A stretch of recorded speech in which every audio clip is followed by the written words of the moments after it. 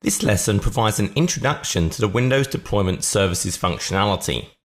So Windows Deployment Services is the Microsoft-provided solution for deployment of Microsoft operating systems of really Windows Vista and Windows Server 2008 and above. Those operating systems leverage the Windows Imaging Format, or WIM, which has been standard since Windows Vista. Windows Deployment Services has a number of different components to it, but at a high level, the functionality provides a Pixie boot environment that machines can boot over the network from. It has a Windows Desktop Services client, WDS client, which then runs on those machines that are booted over the network, or even from a CD when a discovery image is used, which then queries the WDS server environment for the available images. An image is downloaded and installed on the client, configuration can be performed, then that machine has actually had the operating system installed locally to it. With Windows Deployment Services, you can actually take the WIM files directly from the media and leverage those inside Windows Deployment Services without any modification. However, it's also fully supported to create your own WIM-based files that you could have deployed the operating system, make some modifications and customizations, and then capture that image using tools such as ImageX. Windows Deployment Services also actually provides a capture image capability. Additionally, in Windows Server 2008 R2 and Windows 7 Enterprise Ultimate Edition, a new feature was introduced called Boot to VHD. This allows a physical machine to actually boot from a VHD file, a virtual hard disk, which is commonly only used for virtual machines. This means WDS also can now deploy those VHDs to servers or even desktops, enabling those machines to boot from a VHD file. Note, this is not doing a virtual machine deployment.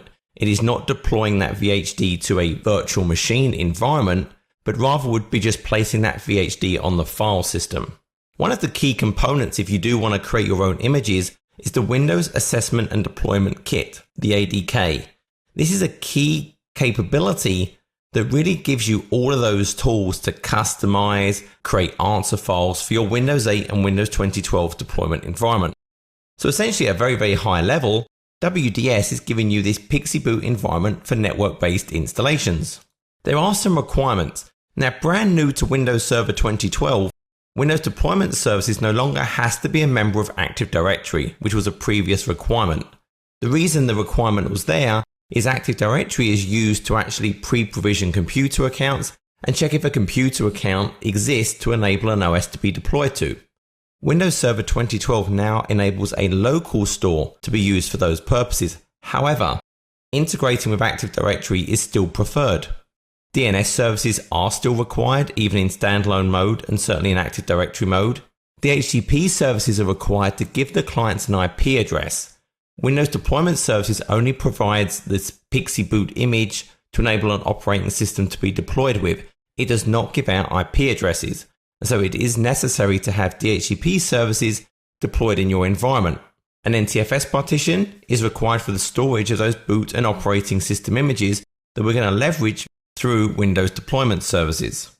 There is one special configuration to consider, and that's if you're installing Windows Deployment Services on the same server as your DHCP service. By default, Windows Deployment Services tries to listen on the same port as the DHCP service, port 67.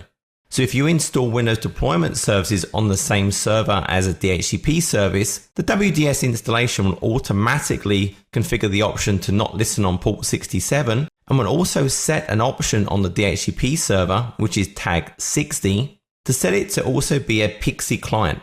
You're going to want to use Windows Deployment Services anytime you need any ability to deploy operating systems en masse or be able to automate that deployment over the network. One of the great features of Windows Deployment Services is it supports multicast. So multicast is a technology that typically if I install an operating system over the network, I'm sending all the packets of the operating system over the network to every single machine. So if I have a 10 gigabyte image and I'm deploying to 10 machines, I'm sending 100 gigabytes of data over the network, 10 gigabytes for each machine. With multicast, all of those 10 machines could effectively subscribe to the same packets that I send over the network. So now I only have to send 10 gigabytes over the network and all of those machines would receive those same packets, making a very, very fast deployment and saving me a lot of bandwidth.